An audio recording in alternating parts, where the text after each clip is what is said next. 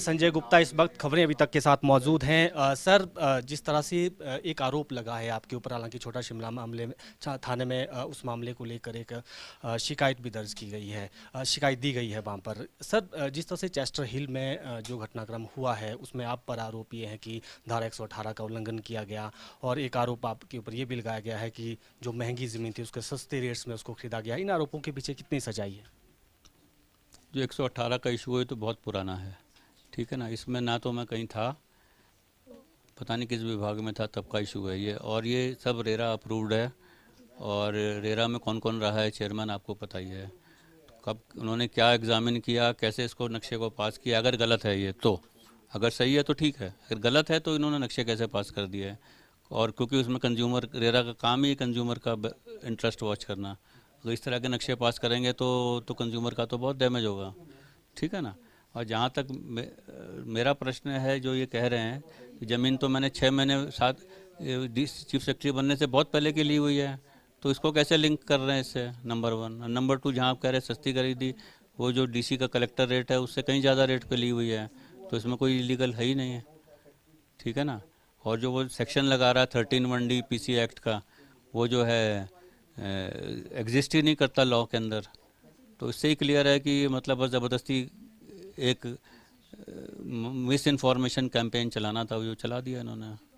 तो क्या आपके खिलाफ कोई आपको टारगेट कर रहा है? कौन लग रहे हैं आपको, कौन अधिकारी आप? तो जिस तरह से पेपर लीक हुए हैं, ये तो क्लियर ही है कि पेपर उनका ऑफिस से लीक हुए हैं, सरकारी ऑफिसों से लीक हुए हैं। वो तो आप देख लो ना, उसमें मोहरें लगी हुई हैं ऑफिस की, तो इसका मतलब सरकारी दफ्तर से लीक हुए हैं कागज़, ठीक है ना।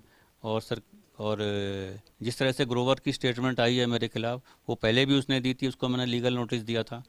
और अब जो है वो क्या कहते हैं, उसके खिलाफ एफआईआर लॉज्ड है। आरडी धीमान के खिलाफ एफआईआर लॉज्ड है फ्रॉम द बिजली बोर्ड। तो यही लोग होंगे जिनको तकलीफ है ना, यही है। तो क्या इनका कोई निजी दुश्मनी या निजी रंजिश? यही है कि अब इनका केस दबे रहें और किसी तरीके से ये जाएं यहाँ से। इनको ये लग रहा है कि सीएम साहब एक्सटेंशन ना दे दें तो इनके केस जो दबाने की कोशिश कर रहे हैं, दब ना पाएँ। ये दबाने का प्रयास कर रहे हैं किसी न किसी तरीके से, अपने इन्फ्लुएंस में, इन्फ्लुएंशियल पोजीशन पे बैठे हैं, इनको दबाने का प्रयास कर रहे हैं। जिन अधिकारियों का आपने नाम लिया वो भी जो है प्रभावशाली पद पर हैं, जैसा आपने जिक्र भी किया, तो उनको भी एक्सटेंशन मिली है। हालांकि मुख्यमंत्री ने ये भी कहा था कि जो ओडीआई की लिस्ट में होंगे उनको हम जिम्मेदारी नहीं देंगे। को फैसला करना है। और उन्होंने तो पूछा था विपक्ष वालों से कि भाई आप नाम दो, तो विपक्ष वालों ने मुझे नाम दिए कि नहीं दिए मुझे नहीं पता। जो मेरे खिलाफ जिन्होंने इशू उठाया था, तो उन्होंने सीएम साहब के ने तो ओपन उनको हाउस में बोला कि आप जो नाम दोगे और हम चेक करके उसे हटा देंगे तुरंत। और ये उन्होंने नाम दिए हैं कि नहीं दिए मुझे पता नहीं। जिन अधिकारियों को जिक्र किया, ये आपसे पहले भी मुख्य सचिव रहे हैं, तो क्या वो भी एक कारण मानते हैं आपके आपके पीछे एक जो है सनसनी? ये तो मेरे पीछे इसलिए लगे हैं कि 4 साल मुझे इन्होंने लगने नहीं दिया। तो अब जब मुख्यमंत्री ने लगाया तो ये चाह रहे हैं कि अभी जाएं, क्योंकि अच्छा काम कर रहे हैं। तो अब क्योंकि जो पुराने लोगों के साथ वो जब कंपैरिजन होता है, तो उनको लोग अच्छा बोल रहे हैं तो इनको तकलीफ़ हो रही है। तो ये चाहते हैं कि किसी तरीके से डैमेज करके इसको। क्या मुख्यमंत्री के समक्ष भी अपनी बात रखेंगे आप, या फिर आपने पहले भी जी, जिक्र मैंने किया? मुख्यमंत्री जी को बता दिया, उनको वो कन्विंस्ड हैं कि इसमें कुछ है नहीं। इनके खिलाफ भी कोई जो इस तरह के पीछे से प्रोपगंडा कर रहे हैं, उनके खिलाफ भी कोई शिकायत करेंगे या ये तो मानहानि मैंने का? आपको बता ही दिया, इसी से काफ़ी कुछ हो जाएगा, हल हो जाएगा। और इसके अलावा अगर लीगल ऑप्शन मेरे पास 1 साल तक ओपन है।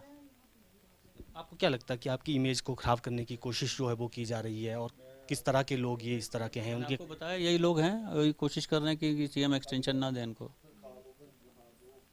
ताकि इनके मामले दब जाएं किसी तरीके से।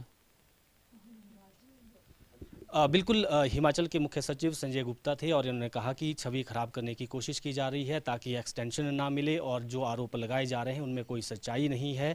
और जिन अधिकारियों की तरफ से आरोप लगाया जा रहा है उनकी कार्यप्रणाली भी पहले सवालों के घेरे में रही है। बीडी जनशंकुर के साथ प्रदीप ठाकुर, शिमला।